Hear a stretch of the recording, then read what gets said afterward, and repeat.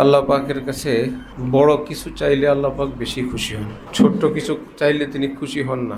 যেমন রাজা বাদশার কাছে গিয়ে যদি কেউ একটা পেঁয়াজ চায়, বাদশাহ আমাকে একটা গোলালু দেন, খুশি হবেন না কষ্ট পাবেন? শয়তানের একটা গোলালু চাওয়ার জায়গা, জানো না আমি বাদশাহ না? তো বোঝা গেল কম চাইলে বড় কেউ নারাজ হয়। একটা পেঁয়াজ দেন, একটা গোলালু দেন, বাদশাহ অসন্তুষ্ট হয়। চাইবা তো আসছো এখানে, বেশি কি চাও? চাওয়া দেখলে যাতে আমার প্রতি তোমার সুধারণা বোঝা যায়। হে জনদরদি, হে মহানুভবী, হে মহামানব, আপনি আমাকে অনেক কিছু দেন।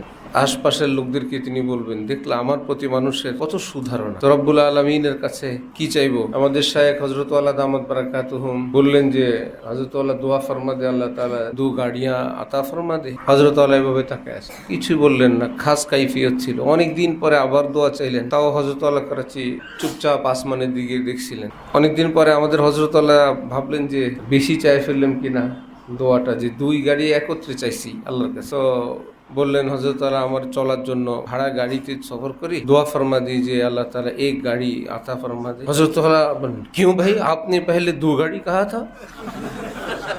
আল্লাহ আপনার যদি অসুবিধা হয় আমার একটাই দেন। আপনি তো সবাইকে দেওয়া লাগবে, আমি একা দুইটা চাইলে তো ঠিক না। এরকম দরবার যে আল্লাহ আমি একাই যদি দুইটা চাইলাম, আপনার তো আরো বান্দা আছে, সবাইকে তো দিতে হবে। ভাগ বাটোয়ারা করে আপনি আমার এক গাড়ি দেন, কমপক্ষে দুইটা চাকাই দেন, এরকম কিছু। খুব নারাজ হয়েছে, দোয়া করে দিচ্ছেন, এখন দুইটা হয়ে গেছে। বহুত মুশকিল।